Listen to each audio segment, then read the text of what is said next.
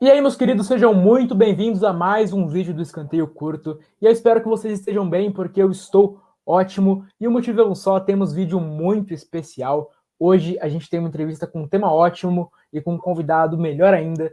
Hoje a gente vai fazer uma análise do que foi o ano de 2020, esse comecinho de 2021, em termos táticos no futebol brasileiro, apresentar e falar um pouquinho sobre o que foram esses trabalhos, o que os treinadores fizeram, o que foi desenvolvido aqui. E para falar disso com a gente, hoje está aqui o Raul do Categoria Canal, um cara que é muito importante, um especialista em tática e acho que acima disso, um especialista em comunicação que consegue muito bem fazer esse papel de transformar essa informação difícil, que é a tática no futebol, em algo acessível, em algo que todo mundo pode consumir lá no canal dele, principalmente no Categoria Canal. Se você quiser se apresentar aí, Raul. Ô Danilo, prazer enorme estar aqui, obrigado pelo convite. Tô ótimo também, graças a Deus, né? Começamos bem aí o ano, 2021 promete ser um ano muito especial para todo mundo. E para mim vai ser um prazer enorme falar o tema, adorei desde que você fez o convite para mim, né? Fazer um apanhado geral, principalmente falar sobre evolução tática, o que funciona, o que não funciona. A gente tá passando por um período muito interessante no futebol brasileiro, né? Essa invasão dos técnicos gringos, então com certeza vai ter muita coisa pra gente falar. E espero que vocês gostem da conversa, então. Como você disse, teve muita coisa, a gente tem essa invasão dos gringos, mas eu queria começar falando sobre um brasileiro. Eu acho que não tem como a gente não começar falando sobre ele, que é sobre o Fernando Diniz, que no momento que a gente está gravando, tá passando por alguns problemas, o time perdeu 2 jogos seguidos agora, mas ainda assim é um grande trabalho, é um time que a gente, não só pelos resultados, mas assistindo, a gente consegue perceber o quanto é um time bem treinado, com triangulações conectadas e bem executadas, um time que sabe ter a bola e que gosta de ter a bola, e além disso, eu acho que a gente percebe que o trabalho evoluiu bastante também, porque não teve muitos reforços, né? É um trabalho que evoluiu dentro de si mesmo. Teve a chegada do Luciano, mas eu não sei o quanto isso muda. Então eu queria saber de você, para a gente começar, se pelo menos em termos de construção ofensiva, esse é o melhor trabalho que a gente tem no Brasil hoje e como você analisa o trabalho do Diniz como um todo no São Paulo. Olha, a palavra que você mais usou aí é a que mais descreve o trabalho do Diniz mesmo, né? Tanto que no canal recentemente eu fiz um vídeo que é dinizismo, né? A piada que os são paulinos gostam aí de usar, né, o termo, mas a segunda palavra é evolução, né? Para mim a palavra evolução tá muito dentro desse trabalho, né? E aí mérito da diretoria, né? Principalmente do Raí, que bancou o Diniz, né, fez de tudo para ele ficar, principalmente naquelas eliminações, e passou aquele período de turbulência e agora vem colhendo os frutos, né? Eu acho que essa é uma das culturas, assim, esse é um ponto, né, da cultura do futebol brasileiro que eu acho que tem que mudar, e a gente tem que valorizar essas decisões, né, de manter trabalhos de médio e longo prazo. E eu acho que tendo casos de sucesso, né, como é o caso do São Paulo, como você falou, né, recentemente teve algumas derrotas aí, mas isso não apaga a evolução do que o trabalho apresentou. Claro, não tá pronto o time, né? Não é o ideal, ainda não é um time perfeito, existem as brechas, existem as falhas, mas sem sombra de dúvidas é um trabalho que evoluiu bastante, né? Se a gente parar para pensar, a pergunta que você me fez, né? É o time com a melhor produção ofensiva? Olha, em termos de número, eu não sou muito ligado. Eu não sei se o São Paulo tem o melhor ataque do campeonato, mas em termos de comportamento, eu acho que o São Paulo ainda não é o melhor time com alternativas ofensivas, né? Se a gente pensar no Campeonato Brasileiro apenas, eu acho que o time que tinha uma produção ofensiva mais... tem uma coisa que eu admiro demais, né? Só para pautar minha resposta, que é a variação tática. Você empregar diversas maneiras de atacar de acordo com o momento do jogo e de acordo com o adversário, como o adversário está se comportando. Então, acho que isso é importante, ter variação. Eu acho que, para mim, o melhor time nessa temporada, né, no Brasileirão, que apresentou justamente essa variação e muita eficiência em cada tática, foi o Flamengo, mas não foi o Flamengo do Rogério Ceni, foi o Flamengo do Domi.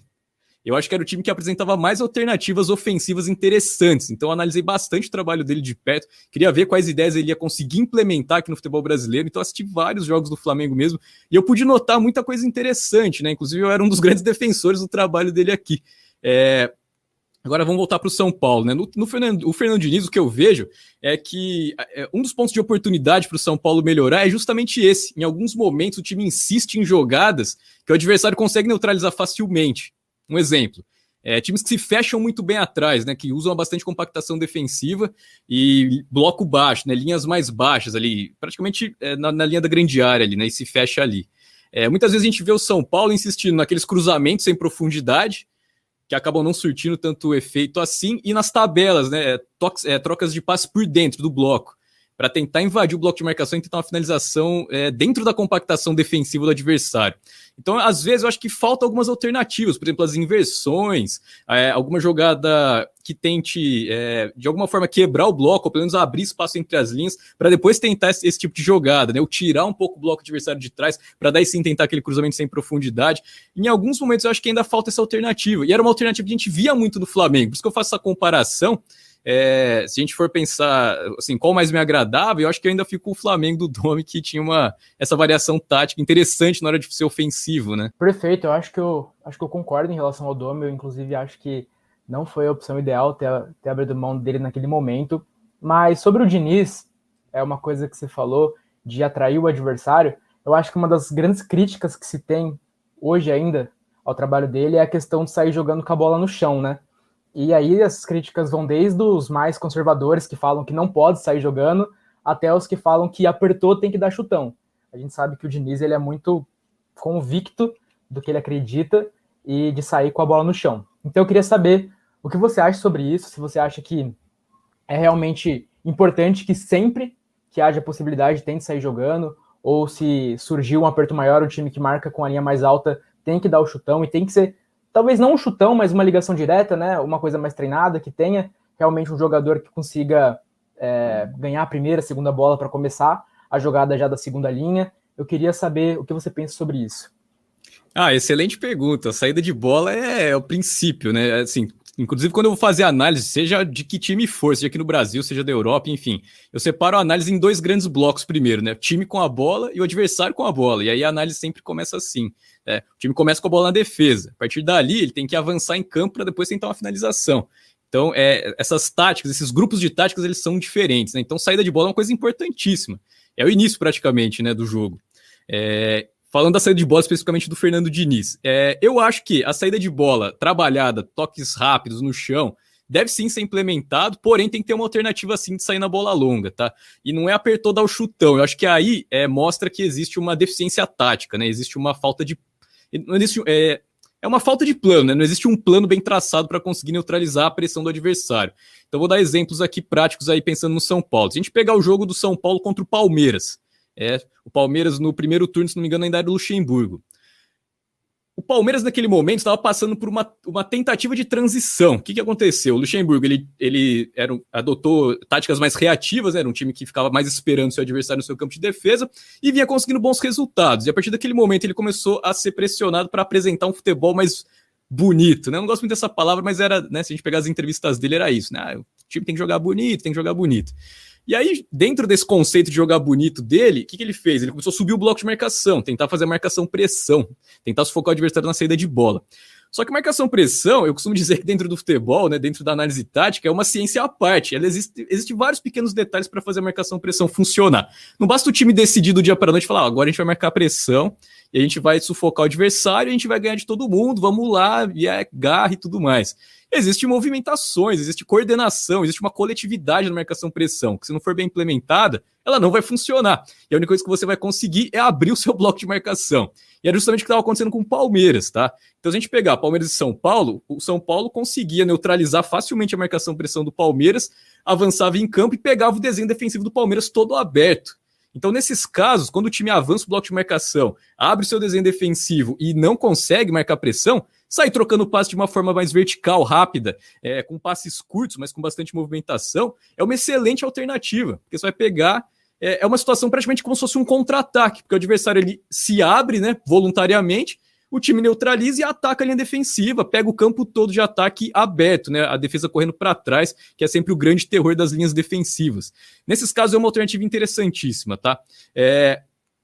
Agora, existem times que não sobem o bloco de marcação com muita intensidade, né? Sobe ali 3, 4 jogadores para perturbar o portador da bola, alguma coisa assim, neutralizar as opções de passe ali próximo de onde está saindo a jogada, mas manter a compactação, né? O nível de exposição é baixo, o nível de exposição do time que está tentando subir o bloco contra o São Paulo.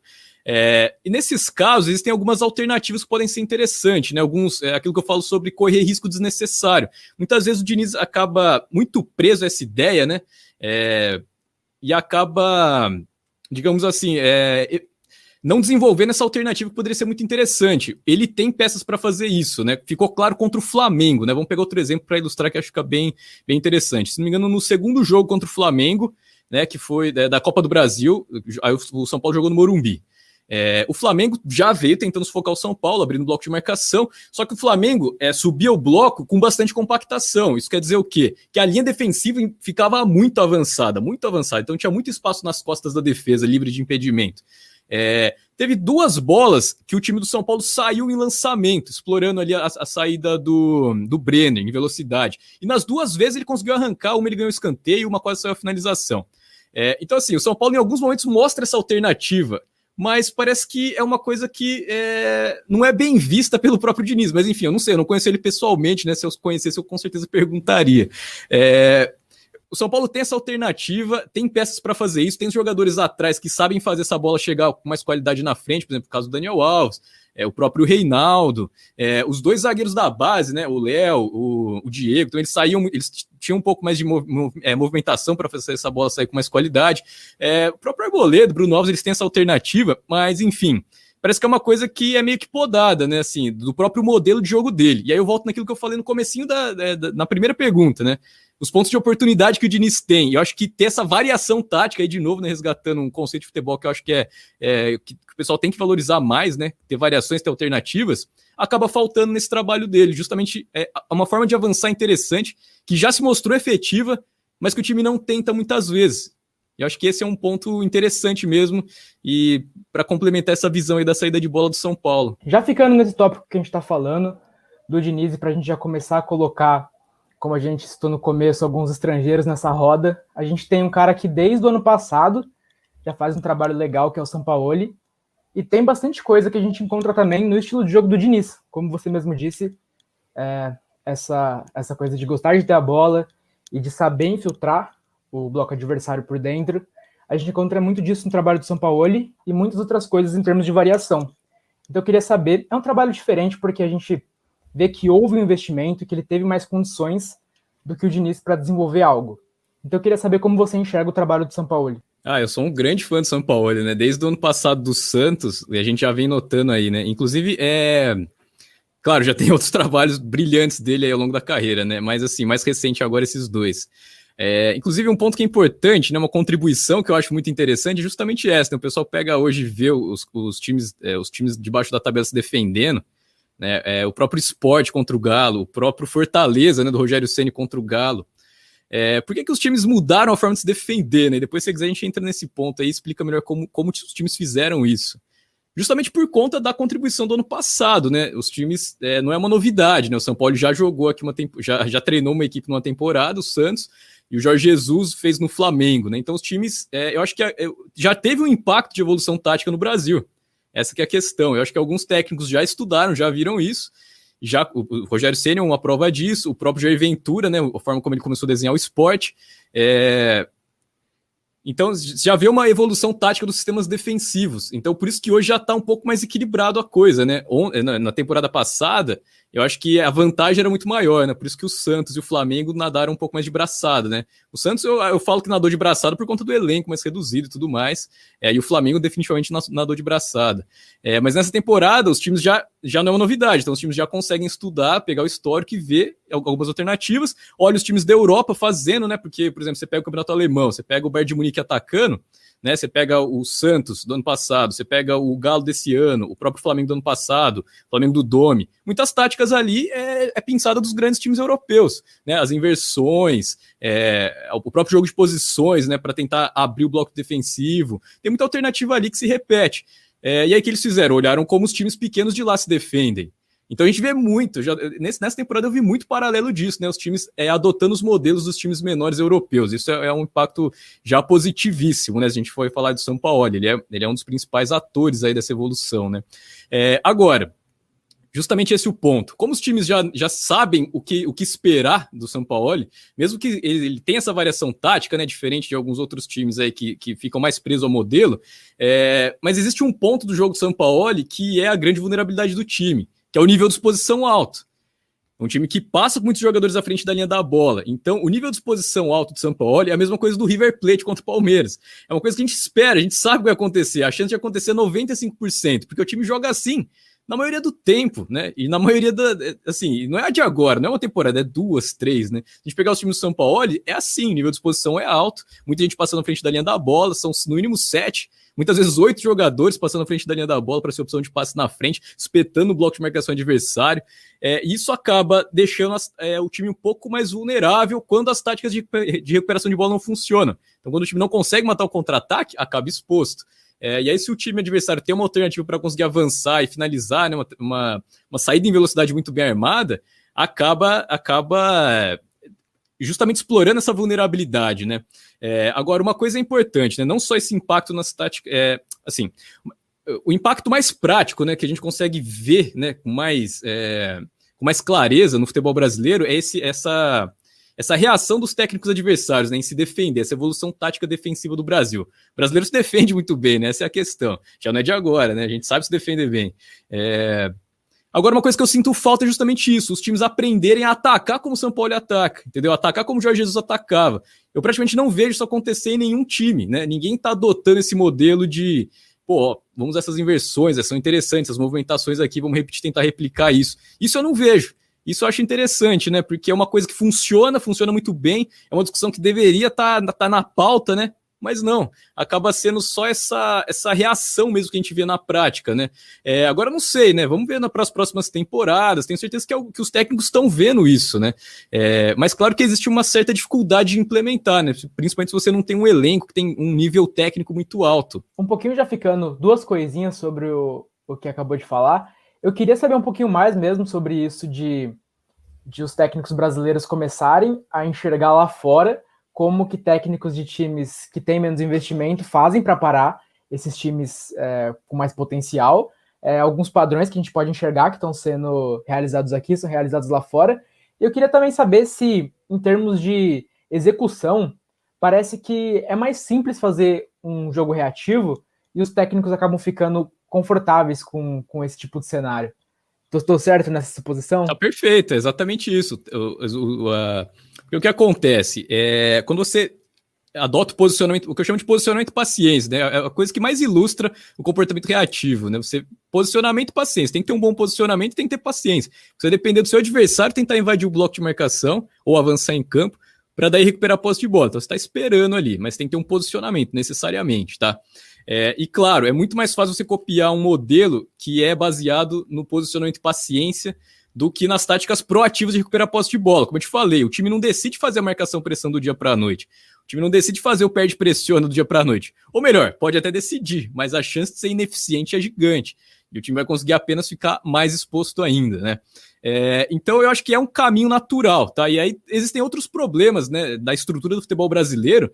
Por exemplo, tempo de trabalho, né? O técnico é o principal escudo da diretoria. Qualquer 3 derrotas, a torcida já vai pedir a cabeça do cara, a diretoria já manda embora. Então, não tem muito tempo de implementar esse tipo de tática. Se o cara for tentar fazer isso, provavelmente ele vai perder as 3, entendeu? E o período de validade dele vai expirar, ele vai ser mandado embora. Ele vai... Então, muitas vezes, os técnicos brasileiros, eles sabem implementar isso, ou melhor, eles sabem como fazer, né? Eles sabem o que é uma marcação-pressão bem feita, o que é um perde-pressiona bem feito, mas eles têm a noção também de que se eles forem arriscar isso, é o deles que vai estar na reta, né? A cabeça deles que vai estar em jogo. Então eles optam por adotar estilos mais fáceis de serem assimilados pelos jogadores, né?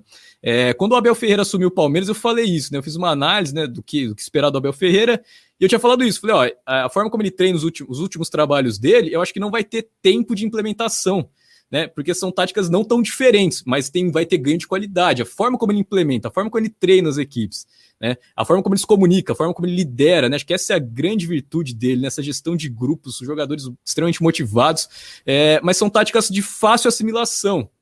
Então você não precisa de jogadores, né, nível Bayern de Munique para conseguir executar. Mas é uma coisa interessante, a gente já vê acontecendo várias coisas muito interessantes no time do Palmeiras, né? Depois a gente pode entrar nesse detalhe. Agora voltando a falar do estilo de jogo, né, de importar modelos de jogo mais reativos, né? É um caminho extremamente natural, A gente pensar na estrutura do futebol brasileiro, então, na facilidade do jogador em assimilar e no sucesso dessa tática, porque funciona. Basicamente é isso. Já que a gente começou a falar do Abel, Eu acho que uma coisa muito importante da gente falar exatamente sobre isso do tempo de trabalho, ele vem conseguindo os resultados, mas eu acho que da mesma forma, se a gente estivesse vendo ele não conseguir os resultados, estariam criticando e a gente estaria falando que ele não teve tempo de trabalho.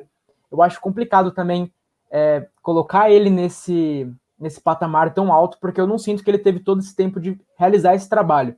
Então eu queria saber, até agora, o que a gente pode atribuir a ele de mudança, porque a gente sabe que foi um tempo tão curto e é impossível mudar um time da água para o vinho nesse sentido. Eu acho que os resultados acabam fazendo a gente pensar dessa maneira. Eu queria saber o que houve realmente de mudança, o que a gente pode atribuir a ele e qual é o tamanho desse trabalho, se realmente é um trabalho que mudou tanto ou se os resultados acabam tornando enganoso de alguma maneira esse trabalho do Abel. O que eu acho do Abel, cara? O Abel, né, vendo jogos e vendo as entrevistas dele, como eu falei, quando eu estudei um pouco os trabalhos anteriores dele, eu vi que não era muito diferente do que o Luxemburgo vinha implementando, tá?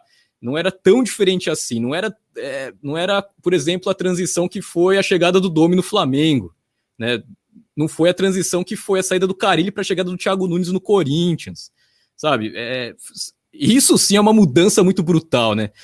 Olhando os times dele jogar e olhando como o Palmeiras estava querendo jogar, né? Porque o Palmeiras estava tentando jogar de uma forma, mas não conseguia, né? Como eu falei sobre o Luxemburgo, algumas táticas não eram eficientes, faltavam alguns movimentos coordenados. E aí eu via o time do Braga fazendo muito bem isso, o Paok fazendo muito bem isso. Então eu vi que tinha muito potencial em ter esses ganhos de qualidade nas táticas que já haviam sendo implementadas. Né, as tentativas de implementação, de perde-pressiona, tentativa de implementar uma marcação-pressão, e eu vi que ele poderia dar um ganho de qualidade nisso, porque eu vi os times dele conseguirem fazer esses movimentos coordenados muito bem. Então tem sim um ganho tático, tem sim, com certeza, não tenho dúvidas disso, mas eu acho que o grande ponto, por que deu tão certo em tão pouco tempo, né, é a questão motivacional, cara. Se a gente pegar, por exemplo, no último jogo contra se não me engano, acho que foi o Coritiba, que meteu 3-1 no Palmeiras no Allianz. Se não me engano, acho que foi isso. Se eu estiver errado, me corrija. Cara, o Luxemburgo ia tirar o Scarpa no primeiro tempo. Eu tava assistindo esse jogo. E de última hora, alguém sentiu a lesão. Se não me engano, o Zé Rafael, enfim, não lembro quem foi, sentiu a lesão. Ele acabou deixando o Scarpa, tirou um outro jogador. Aí o Scarpa pôs o Scarpa de lateral esquerdo. E assim, você via na cara do jogador a insatisfação, cara, estampada na testa do Scarpa. No primeiro lance que o Scarpa pegou a bola, o Luxemburgo mandou ele descer, cara. Ele tocou de lado e ficou parado. Deu para ouvir, porque agora com a pandemia você consegue escutar os técnicos, né? Isso tem sido brilhante, né? Eu acho muito legal isso. E ele mandou, gritou pro Scarpa descer, o Scarpa tocou de lado e ficou parado, não desceu, cara. O Abel chegou, 2-3 jogos aí, ele deu uma coletiva e falou: o Scarpa tem nível de seleção, espero que o Tite esteja vendo isso na lateral esquerda. Pro jogador, cara, isso faz muita diferença. E a gente vê o impacto disso no campo. Para alguns jogadores faz muita diferença, a gente vê o impacto disso no campo. Cara, essa relação individual que o Abel criou com cada jogador tem feito toda a diferença na eficiência das táticas. A motivação dos jogadores, a forma como eles estão correndo pelo time, pelo coletivo, eles entenderam o modelo de jogo. A dedicação de cada um passou a ser muito. O Lucas Lima marcando. Se a gente pegar o Lucas Lima marcando com o Luxemburgo, zero, cara, ele não marcava. Com o Abel ele tromba, dá carrinho, dá o sangue. Claro, ele tem algumas deficiências técnicas na hora de marcar, mas você vê que o nível de esforço subiu demais, aumentou drasticamente.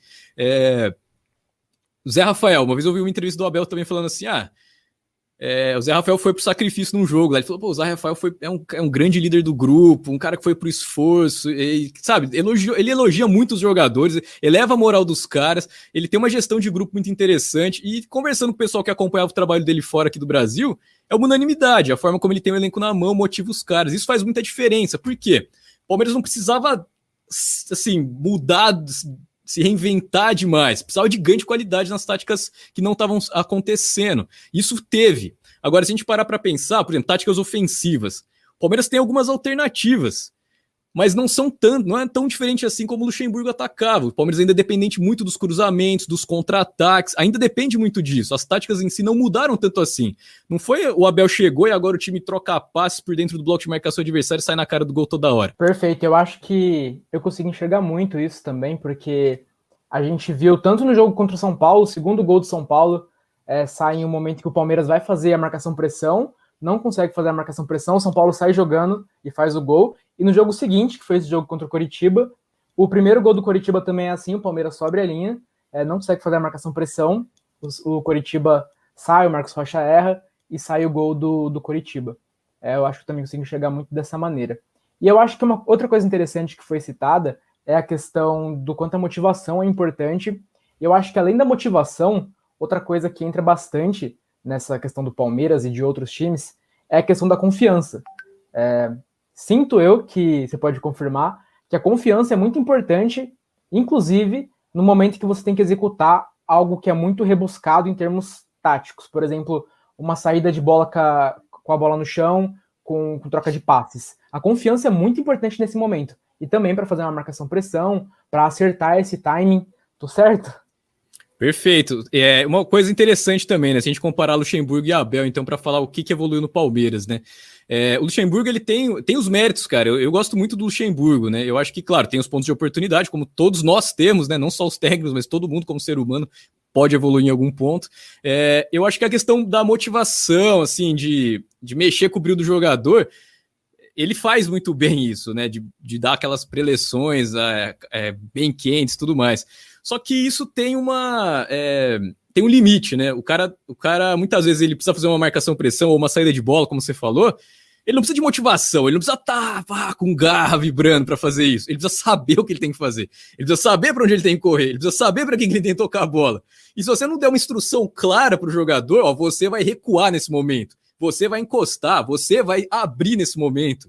Você vai correr, nesse momento você espera. Se você não tiver essas instruções muito claras na cabeça de cada jogador, você perde a coletividade. O Luxemburgo, ele pelo que a gente sentia das entrevistas dele, ele dava essa liberdade para os jogadores, né? Não, ele falava, a tática em si não importa tanto, o que importa são os jogadores, as peças individuais, o jogador vai criar, o jogador tem que ser bom e ele vai ganhar o jogo. Então ele ficava mais motivando, cutucando os jogadores para eles ganharem o jogo. Tomava o gol e tirava 3, 4 jogadores de uma vez só. Você vê que isso não é assim uma mudança tática, ele tá na cabeça dele, vou pôr essa peça, esse cara vai conectar aqui, essa movimentação e eu vou ganhar o jogo assim. Não, vou tirar esse cara, vou pôr o outro vai correr mais, era mais assim, é mais essa lógica, é a forma como ele vê futebol. Cara, dá certo, pode dar certo. Por exemplo, se ele chegar no Vasco, estiver lutando contra o rebaixamento, precisar ganhar mais 4 jogos, pode dar certo. Às vezes se os caras começarem a correr mesmo com muita vontade, já vai ser o ganho suficiente para o time escapar da zona de rebaixamento. Mas para você ser campeão brasileiro, ser campeão de uma Libertadores, ou ter um ganho de longo prazo, né, deixar um legado para o time, um legado para a equipe, fazer os jogadores evoluírem, eu acho que não. E isso o Abel traz. Você vê que ele é um cara que passa instruções para os jogadores, ele pede movimentações. Ele sabe trocar o chip do time, né? Muitas vezes você vê ele pedindo pro time acelerar, muitas vezes você vê ele pedindo pro time tocar curto, manter a posse de bola, variações. E o time tá pronto para conseguir se adaptar a cada momento do jogo. Eu acho que isso é muito importante, sim, em todos os trabalhos. Agora que a gente falou de 2 trabalhos que são que gostam de ter a bola, a gente falou do São Paulo, a gente falou do Fernando Diniz, que tem características parecidas nesse sentido, eu queria abordar um outro que muitas vezes acaba ficando ofuscado, e nem todo mundo fala, até porque trabalha numa lógica diferente, que é o do Santos, do Cuca. Eu sinto que o Santos do Cuca desse ano é muito parecido com o Palmeiras de 2016, em termos de ter uma saída rápida, uma saída mais vertical, e acaba sendo um modelo que não é tão badalado hoje em dia, que não é tão citado. Como a gente já disse também, é um modelo que é menos rebuscado do que esses outros 2 que a gente citou. E o Cuca, eu sinto que ele tem um mérito muito grande de tirar o máximo dos seus jogadores. A gente vê o Marinho, o Caio Jorge e o Soteldo no ápice individual deles. Eu queria saber como você vê esse trabalho do Cuca e se você sente que tem potencial para melhorar e se é possível fazer um trabalho nesses moldes, não sendo tão rebuscados em termos de tática moderna, etc. Claro, sem sombra de dúvidas. Cara, eu já vou adiantando, eu sou grande fã do Cuca, grande fã. Para mim, inclusive, acho que ele assim, se a gente pegar o Eduardo Cudê, né, para mim seria o melhor trabalho feito nesse Campeonato Brasileiro, por mais que ele tenha ido embora, o tempo que ele ficou, o malabarismo que ele fazia com as peças que ele tinha na mão ali era sensacional. Para mim é o Cuca, que faz justamente isso, é um malabarismo com as peças que ele tem. Cara, eu acho que é tudo uma questão de eficiência, tá? Eu acho que jogar bonito é ser eficiente tanto para atacar quanto para defender, tá? Não é só ganhar de 1-0, não, você tem suas peças, você tem suas limitações, é importante você reconhecer suas limitações para você traçar a estratégia mais bem equilibrada ali para o seu É para sua proposta, tentar encontrar uma boa proposta que consiga extrair o melhor de cada peça, como você mesmo bem colocou. E eu acho que ele faz muito bem isso, tá? E além disso, o Cuca vem mostrando uma evolução que é uma coisa que faltava muito e eu sempre achava que ele deveria repensar e fico feliz de ver essa evolução nele no Santos hoje, que é a questão da gestão do grupo mesmo. Por onde ele passava, ele brigava, cara. No Atlético Mineiro ele tinha briga com os jogadores, no Palmeiras 2016 ele tinha briga com os jogadores, no São Paulo ele brigou com os jogadores. E no Santos eu vejo ele um Cuca apaziguador, um Cuca gestão de treta, né? Ele fica ali, o Lucas Veríssimo não quer jogar, ele chama o cara, conversa, faz a cabeça do cara, joga, assim, isso é importante, o cara vai, joga bem, entendeu? Né? Ele vem, conversa aqui com os caras e ele tá conseguindo extrair o máximo de cada jogador, cara. Um ponto eu discordo, eu acho que o Soteldo, a melhor fase dele foi ano passado com o São Paulo, pelo modelo de jogo. O São Paulo armava o time para cair livre no Soteldo pela esquerda, e aí ele jogava demais. O Cuca já traz o Soteldo mais por dentro, dá um pouco mais de mobilidade, e o Soteldo joga em regiões mais difíceis do campo. Então, assim, coletivamente ele contribui demais mesmo com esse modelo de jogo, mas individualmente, se a gente isolar as atuações, eu acho que lá, aberto pela esquerda, ele se destacava mais, porque ele tinha mais confrontos 1 contra 1, tá? Mas, sem sombra de dúvida, o Cuca tá conseguindo aproveitar muito bem ele.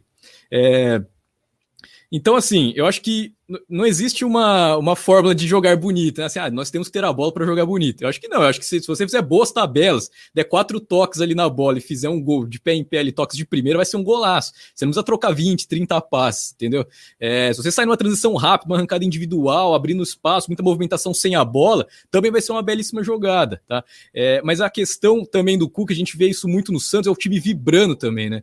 Principalmente nesse momento dessa sequência de jogos muito intensa, carência de elenco. Então, assim, é um desafio muito grande ali para o Cuca à frente do Santos, né? E ele vem conseguindo contornar praticamente tudo, né? Por mais que no Campeonato Brasileiro o Santos não tá lá nas cabeceiras, mas pelo elenco que tem, tá muito bem, né? Tá muito bem mesmo. Não tem praticamente 2 times como tem o Flamengo, tem o próprio Palmeiras, tem peças de reposição, o Atlético Mineiro, né? Então eu acredito que tem sido um dos grandes trabalhos aí do Campeonato Brasileiro, o Cuca, assim, sem sombra de dúvidas. E como você falou, foge um pouco dessa fórmula de ter a bola ou de não ter a bola. Não, eu vejo o Cuca como um cara de eficiência. Se a gente precisa ter a bola, a gente tem a bola. Se a gente precisa fazer uma marcação-pressão, a gente faz. Se precisa se fechar, a gente se fecha. Hoje a gente vai explorar um cruzamento, hoje a gente vai explorar a jogada pela esquerda. Hoje a gente vai chutar de longe, a gente vê o Santos fazer ter esses planos, né? E é um cara estudioso, conhece muito bem os adversários, né? Acompanhei de perto também o Palmeiras de 2016, né? Por isso que eu falo que eu sou grande fã dele. Eu via jogadas naquele Palmeiras de 2016, cara, que eu ficava impressionado pela simplicidade da execução e pela eficiência. Né? Fazia muito tempo que a gente não via assim, jogadas ensaiadas de falta, e cada jogo ele tinha uma jogada diferente. Isso mostra o nível de evolução do time. Ele não está preocupado em alinhar a linha defensiva. A gente tem um buraco na linha defensiva, precisamos trabalhar isso, como sei lá, do 11º ao 20º no Campeonato Brasileiro. Estão nesse nível de evolução. Ele já não, cara, já estava pensando em movimentação, você passa aqui, você passa ali, jogada ensaiada, então você vê o nível de maturidade que os jogadores estão comprando a ideia do treinador por esses pequenos detalhes, né? E, pô, tira o chapéu aí, grande fã do Cuca mesmo. E aí, pô, boa pergunta, ainda bem que você lembrou dele, cara. Sou fã dele também. E bom que você falou do Kudê, porque é interessante a gente lembrar do trabalho dele, que também, apesar dos 3-0 que ele sofreu recentemente, está fazendo um bom trabalho lá no Celta de Vigo também. Porque a gente começa o ano com uma expectativa muito alta, né? Depois da revolução do Jorge Jesus e do Sampaoli também, a gente começa com a expectativa muito alta de chegando o Kudê, depois o Domenech, com essa expectativa de ter um ganho tático mesmo no futebol brasileiro e a gente finalmente evoluir nesse sentido. Mas aí vem o ano pandêmico, não tem todo esse tempo para treinar, esse tempo para os trabalhos evoluírem, e aí complica um pouquinho as coisas. Eu queria saber como você enxerga, num panorama um pouquinho mais geral, chegando esse final de ano, o quanto que evoluiu esse quesito tático no futebol brasileiro. Olha, então, como eu falei, né, a questão, se a gente separar táticas defensivas e ofensivas, eu acho que o grande ganho para os técnicos brasileiros, eu acho, vamos falar dos técnicos brasileiros, foi a questão defensiva, né, como eu citei, importar alguns modelos de sucesso da Europa, implementar com sucesso aqui no Brasil, e eu acho que isso já vai inaugurar uma nova era. Agora, ofensivamente, eu ainda não vejo muitas diferenças, muitas alternativas. As alternativas ofensivas ainda ficam na mão dos técnicos estrangeiros. A gente via o Inter, né, do Kudê fazer, a gente via o Sampaoli fazer, a gente via o Domenech Torrent fazer no Flamengo, né, antes o Jesus. Mas a gente pegar os brasileiros mesmo, né? Assim, não que sejam melhores ou piores, não é isso, né? Mas a gente ainda vê a maioria deles presos ao mesmo modelo, né? Não tem uma alternativa, né? Um modelo mais ofensivo de jogar. Não um modelo ofensivo, acho que essa não é a palavra, mas um modelo de jogo que assuma mais riscos. Acho que é isso, é assumir riscos. Acho que assumir riscos ainda é uma coisa que a cultura brasileira não mudou. Os técnicos brasileiros ainda 5 atrás da linha da bola, 6 atrás da linha da bola, né? Vamos matar o contra-ataque aqui, não vamos ter pressa de fazer o gol, não vamos ficar nessa insanidade, vamos ser mais reativos, vamos esperar um pouco mais, proatividade. Mas proatividade também é uma questão difícil de avaliar nesse momento, né? E por quê? Por conta justamente da sequência de jogos, né? É difícil ver um time ser proativo 90 minutos jogando 2, 3 vezes por semana, muitas vezes, né? Nem o Bayern de Munique consegue fazer isso, né? Tanto que o time acabou sofrendo alguns jogos aí. Falta fôlego, inevitável, né? Então eu vou ficar preso à questão ofensiva mesmo. O próprio Fernando Diniz, né? Que é um cara que teria, né? Faria sentido para ele adotar essas novas táticas, não novas, né, mas assim, alternativas táticas, acaba parando nessas questões dos valores do futebol dele, né? Ele acaba engessado alguns termos ali e tende a não adaptar, né? Tende a não fazer variações. Acho que esse é o grande ponto para ele, né? Mas eu acho que tem essa questão, de novo, volta naquele mesmo ponto, né? Essa questão estrutural do futebol, né? Por que o cara vai assumir risco? O risco é todo dele. Então, muitas vezes, ele prefere jogar ali por uma bola, um jogo mais travado. E se a gente parar para pensar no futebol brasileiro, parar para analisar, de cada 3 gols que saem, um é de bola parada e um é de cruzamento. 66% é cruzamento ou bola parada. Então, é assim que os jogos são decididos no Brasil, no detalhe, no erro da defesa. E aí, esse ano ficou mais evidente ainda, né, por conta dessa evolução dos sistemas defensivos. Então, é uma equação muito complexa, né? São várias incógnitas aí que você precisa ajustar, né? São várias pequenas balanças aí que você tem que para tentar equilibrar, que os técnicos têm que tentar equilibrar, né? E esse eu acho que vai ser um grande desafio aí, não só dessa temporada, né? Mas para as próximas também. E para a gente fechar, então, uma última. Eu sei que a gente falou de forma bastante aprofundada, mas queria fazer uma coisa mais binária agora. Queria que você citasse para mim o trabalho que mais te surpreendeu positivamente desse ano. A gente falou de muitos, falando do Kudê, falando do Diniz, e o que mais surpreendeu negativamente. A gente teve aí o do Gesualdo, teve do Thiago Nunes, tivemos alguns aí. Olha, surpreender, sinceramente, acho que nem um surpreendeu, né? Assim, que nem o que eu falei, do Cuca, né? Pode ter sido surpresa para muita gente, mas quem acompanha o trabalho dele sabia do potencial dele, né? E cara, complicado falar, viu? Eu sei que você quer uma resposta binária, mas é difícil. Então tá, talvez o Thiago Nunes. Eu confiava mais que ele fosse da forma como ele foi convicto para fazer o trabalho, eu achei que ele ia conseguir implementar as táticas dele ali, né? Então talvez o Thiago Nunes tenha sido o destaque negativo, né? Surpreendeu negativamente. Eu sou um grande fã do Thiago Nunes, né? Então eu esperava que ele fosse conseguir fazer um bom trabalho lá no Corinthians, né? Mas claro, entra a questão do tempo de trabalho. Mas enfim, não vem ao caso, eu acho que ele continuaria dando murro em ponta de faca ali por um bom tempo, porque ele não tinha peças para executar as táticas que ele queria. E positivamente, acho que o Eduardo Kudê, talvez, porque eu não conhecia tanto o trabalho dele, né? E pude ver mais de perto, acompanhei bastante o Inter e me surpreendeu positivamente, assim, demais, né? Virei grande fã do Kudê e, para mim, ele foi o melhor técnico desse Campeonato Brasileiro. Perfeito. Fico com você nas duas opções. Queria te agradecer por esse tempo, por falar comigo, por trazer esse tema tão legal para a gente falar sobre. Mais uma vez, eu acho que ficou muito legal, ficou muito claro, ficou muito acessível, um assunto que normalmente é muito complicado, que é a tática. Mais uma vez, convido todo mundo a conhecer o canal. Eu assisto sempre que sai vídeo. Eu de verdade sou um fã e até disse que saiu a ideia de chamar o Raul para vir falar aqui no Escanteio Curto. Então, queria agradecer mais uma vez. E se você quiser se despedir aí. Pô, eu que agradeço pelo convite, Danilo. Para mim foi um prazer enorme participar. Desejo todo o sucesso do mundo aí para você, para o canal, na sua carreira. E agradeço todo mundo que tiver paciência de ver o vídeo até o final. Grande abraço aí para todo mundo que acompanha o Escanteio Curto e grande abraço também para quem acompanha a categoria canal. Quem não conhece o canal, dá uma passada lá, vai ser sempre muito bem-vindo. E desculpa aí se eu me empolguei em alguma resposta, não ficou alguma coisa muito clara, mas deixa aí nos comentários que depois a gente volta aí para dar uma atenção. Se ficou alguma coisa meio estranha, podem mandar. Perfeito. Eu acho que a empolgação foi válida, porque quem estiver assistindo com certeza vai empolgar junto, porque realmente foi demais. Obrigadão, valeu, Raul. Tchau, tchau, rapaziada. Valeu, grande abraço aí para todo mundo.